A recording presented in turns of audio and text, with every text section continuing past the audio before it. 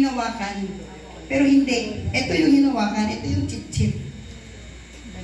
Kasi ang sabi sa Biblia, ang propesya sa Malakay chapter 4, the Son of Righteousness with healing in His wings. At ito yung wings ng Lord. Kaya sabi nila, ang propesya, yung Messiah, may daladalang talit, o rabbi, at ang sino mang makahawak doon sa chit-chit, makakaranas ang kagalingan. Amen. Mamaya, ngayong gabi na ito, china-challenge ko kayo, humawak sa talit ng Panginoon. Amen. Amen.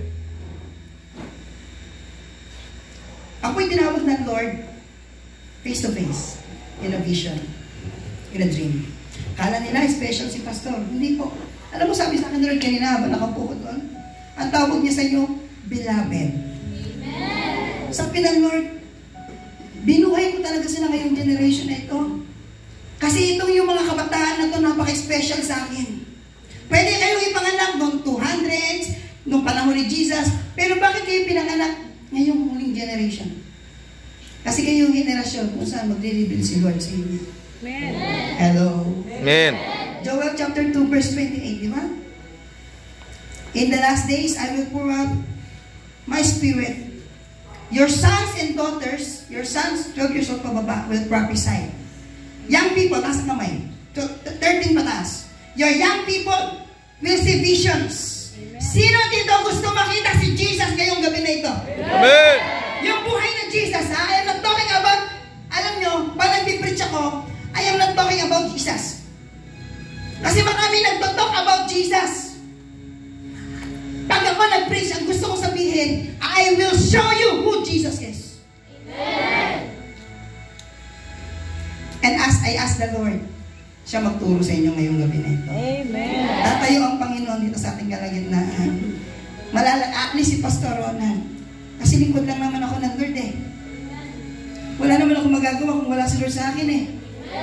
Si Lord, hindi kayo pumunta para kay Pastor Romy, hindi kayo pumunta para kay Pastor Ronald, pumunta kayo dito para kanino? Lord! Ano pangalan ni Lord? Jesus! Sino nagmamahal kay Jesus? Ay, ito, meron pa ako dito. Ang tawag dito ay trompeta o shofar. Ito, mayroong 4 na tunog. Ito yung tunog ng ano, pag-welcome kay Lord. Marinig? Ito.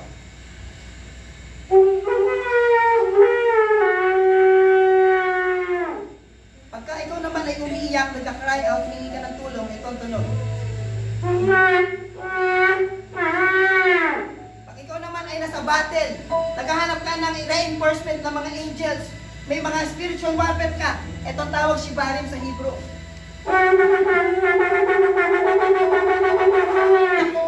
tinatawag mo naman ang hari ng mga hari, ito ang tawag.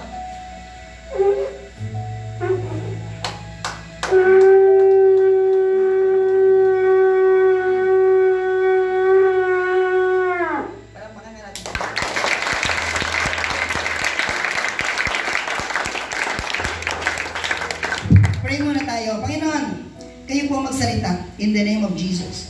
Kayo Lord ang magsalita, hindi po si Pastor Ronald, kayo Panginoon. Holy Spirit, you are the God of this place. Yeshua HaMashiach, the Lion of Judah, you are the God of this place. Lord, I arrest every demon attack, every sickness in this body, sa mga bata na ito, every distractions in Jesus' mighty name. I bind you right now. Leave this place right now. And I ask an angel of assignment to come and fill this place, this atmosphere with your glory right now. Sabihin natin in Jesus' name. Jesus' In name. Jesus' name. In Jesus' name. No distraction. In Destruction. Jesus' mighty name. In Jesus' mighty Lord, I name. declare spirit of wisdom, knowledge, spirit of understanding, spirit of counsel and might, the Yes. spirit of the fear of the Lord be upon us in Jesus' name. Amen. So ano po yung title nyo ngayon ng tema ng ating youth camp? Ano po yung sabihin ng revival? Ha? Sino ang ano yung sabihin ng revival? Ano yung sabihin ng revival? Binuhay. Yun lang yung ibig sabihin ng revival. Ni-revive mo. Ni-revive ka ng Panginoon. Ngayong gabi na ito, share ko sa inyo kung paano, ano ang secret sa revival. Gusto nyo malaman? Basahin ko lang muna yung verse natin. Okay lang? Naku, nawala.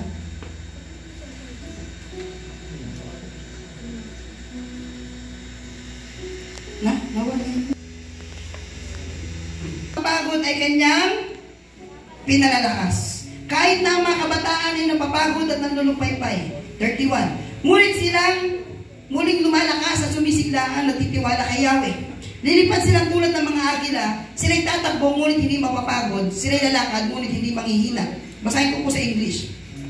He giveth power to the faint, and to them that have no might, He increases the strength. Even the youths, taas niya kamay mga kabataan, shall faint and be weary, and the young men shall utterly fall. But they that wait upon the Lord. Sa Tagalog kasi medyo nagtitiwala di ba? Tama ba ako? Amen. Pero sa King James, iba. But they that wait upon the Lord. Sabi niyo mga wait upon the Lord. Wait upon the Lord. Ito, wait upon the Lord. Yan yung topic ko. Yan talaga ang secret para mamit mo si Jesus face to face. Hello. Amen. Hello. Amen. Now, sabi dito, merong promise ang Lord dito. Una, power to the faint. Kapangyarihan sa mga napapagod. Kapag naghintay ka kay Lord, ang sabi niya, bibigyan ka niya ng power. Sabi niyo power. Yung word na power dito, ibig sabihin capacity. Yung wala kang kakayahan, hindi mo kaya, para katulad ni Gideon. Pero sabi ng anghel, man of valor, man of kanyil. Ibig sabihin ng kanyil, man of power. Yung walang, mahinang-mahina ka. Pero kapag ni-revive ka ng Lord, ikaw yung tipong tao na hindi ka na makilala. Ito ba yung lumpo na doon sa may labas? Bakit na tumatayo na ngayon? Pag sinabi mong revival, ito yung water. Ito turn ng Lord into wine. Ikaw yung simpleng tao. Minamaliit ka, mahina ka. Pero kapag ni-revive ka ng Lord, tatayo ka. Amen. Hello. Yun po yung power. Tingnan natin po. Pangalawa, strength to the weak. The word strength dito ay same ng word ay koach. K-O-A-C-H. Bibigyan daw kayo ng strength. Sabi nyo nga strength. Strength. Pag sinabi mong strength, koach, yung same na strength na ito, yun yung strength ni Samson. Hello. Amen. Sabi nyo nga Samson. Samson. Sa English, ang tawag niya, spirit of might. Sino dito nangihina? Mahina yung katawan. Kapag ni-revive ka ng Lord, hindi lang siya spiritual. Pag ni-revive ka ng Lord, kahit may sakit ka, luluntad ka. Amen. Kahit mahina ka, kahit tulumpo-lumpo ka, ipapagpag mo lahat ng mga sakit na yan. Kasi ang revival hindi lang spiritual. Kasi si Lord concerned din sa physical mo. Amen. Paano ka gagamitin? Kahit gano'ng ka-anointed, kung mahina ka katawan mo, hindi ka magagamit. Amen. So yung strength dito, sabi sa Bible, will give you strength. Strength to the weak. That strength is the anointing of Samson will be given to you. Hello? Amen. Gusto nung anointing ni Samson? Taas kamay, gusto nung anointing ni Samson? Tatanggalin ito lahat ng mga sakit mo. Yung mga lalampa-lampa na hindi makaputol si ba nangihina pag bumaba ang anointing sa iyo ni Samson. Alam niyo po, sa dati ng church, hindi nila kasi ako matanggap.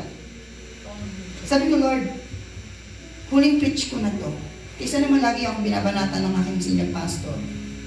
Sabi ko, Lord, pag tumayo ako, gusto ko yung maranasan yung anointing ni Samson. Yung sa kahuli-huli ang buhay ni Samson, binalik ng Diyos. Bulag na siya, di ba? Sa kahuli-huli ang buhay niya, binalik sa kanya yung anointing niya. Amen. Nung tumayo ako sa pulpito, wala nakakita ng prayer ko. After ko pong mag-pray, after ko mag-preach, lumapit sa kanya sa kabataan. Sabi niya, Kuya, may nakita akong vision. Ano nakita mong vision? Mayroong isang lalaki na sa likod mo. Nasa ulap siya. O ano yung tsura? Mahaba yung buhok niya, nakapirintas. Ang laki ng katawan niya. Feeling ko si Samson siya. Ano ibig sabihin nun? Yung anointing ni Samson, kapag ni-revive ka ng Lord, the Son of Righteousness with healing in His wings, aalisin ng Diyos lahat ng mga... Alam mo kung bakit gusto ng Diablo magkasakit ka? Kasi alam ng Diablo, kapag malakas ka, magiging stress ka sa kingdom ng Diablo. Hello? Amen. Kaya mga kabataan, suggestion ko sa inyo, magpahinga kayo, huwag kayo magpuyat. Kung gusto nyo humaba buhay sa ministry, alagaan yung katawan nyo. Amen. Offer your body as a living sacrifice, holy and pleasing before God. Hello? Amen. Alam mo, may sabihin ako sa inyo, bakit ganito forma ni Pastor? Hindi ko alam, pinaporma ako ng ganito ni Lord eh. Sabi nila, huwag akong papagupin. Magdala ko ng ganito. Wala akong magagawa. Alam niyo po ba kung paano mag-present kay Lord before God? Pag ako po nagpipreach, nagpapalit ako ng underwear. Nagpapalit ako ng damit. Tapos, hindi ako nagpapahawak kung kani-kanino. Alam niyo kung bakit? Kapag haharap kayo kay Lord, kaya yung glory ni God hindi bumababa sa church. Kasi bago ka pumunta na simbahan, ang dami mo ng attachment, nakachismis ka na sa ganito, hinawakan ka na ganito, puro negatibo na narinig mo. Amen. Kaya hindi mo mababa yung glory ni Lord sa church. Kasi tayo mismo na lumalapit kay Lord, hindi handa. Gusto niyo makita si Lord mamaya? Amen. Tatayo sa harapan natin si Lord, hindi ako mag-delay hands. Mali ba na lang kung sabihin sa akin ng Lord? Patutunayan ko sa inyong buhay ang Panginoon. At totoo yung pinaglilingkuran natin. Amen. Buhay ang Panginoon natin. Hallelujah. Amen. They shall mount up with wings like eagle. Sabi mo eagle. Eagle. Ito po yung una, power, strength. Pangalawa, eagle, wings. Yung word na wings dito, ability to move. Saan po ba makikita ang agila? Saan? So yung revival na tinutukoy dito is spiritual encounter with heaven. Amen. Amen. So nakakita ng angel dito. Kasi magkwento ako ng angels. I had a lot of encounters with the angels. May six wings, may 5 seraphim, gawa sila sa apoy. Alam niyo ba na lahat kayo may mga anghel? Amen. Alam niyo ba yung anghel na yun, dapat marunong kayo makipag-cooperate sa kanila? Sabi nga sa Revelation, isulat mo sa anghel sa Efeso. Eh bakit yung anghel ang susulatan? Kasi every churches mayroong assign na anghel. Amen. Amen. At lahat ng kabataan na nilito may assign na angel. Kasi sisiguraduhan ang anghel na yun na yung plano ng Diyos sa buhay mo mangyari. Amen. Hello. Amen. Hello.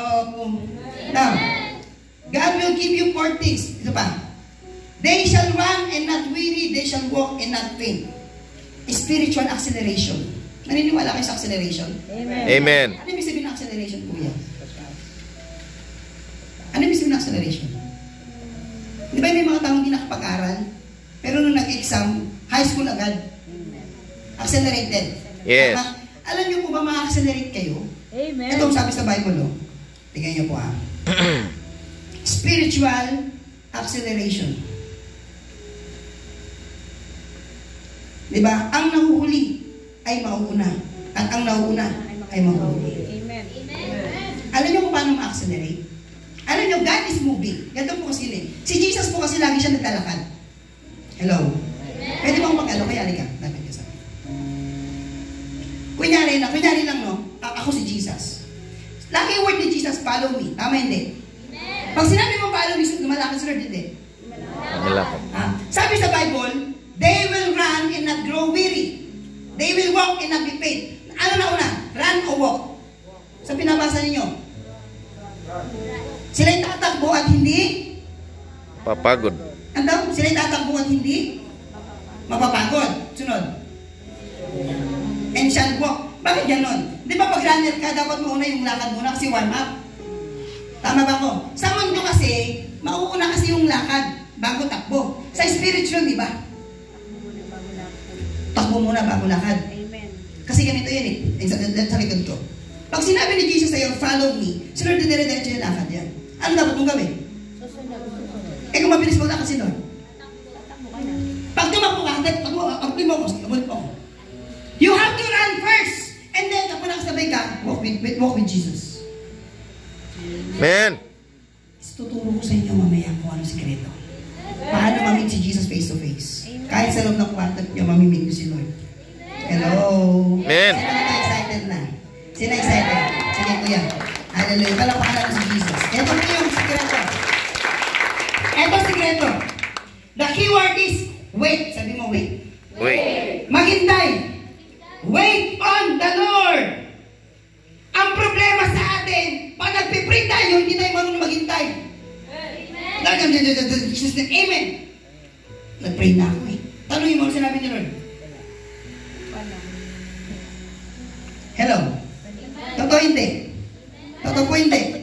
Sabi sa Bible, ito pa, Isaiah chapter 40 verse 1. Kanina Isaiah chapter 40. Ngayon, Psalms chapter 40. Sa Diyos na si Yahweh, 40 verse 1. Matyagang naghintay. Sabihin nyo nga, matyagang naghintay. Matyagang naghintay.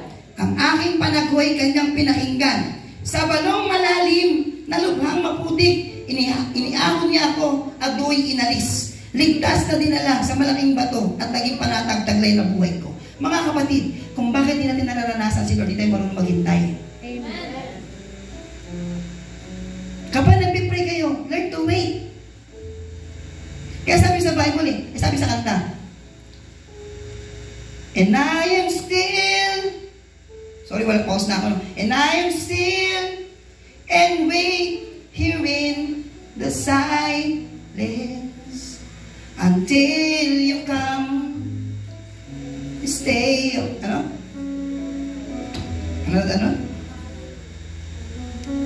Stay a while with me, no? Sino dito gusto maghintay kay Lord? Amen. Nagpipray kayo, matuto kayo maghintay. Sabi sa Bible, Luke 24 verse 49, Behold, I send out the promise of the Father on you, but wait in the city of Jerusalem until you are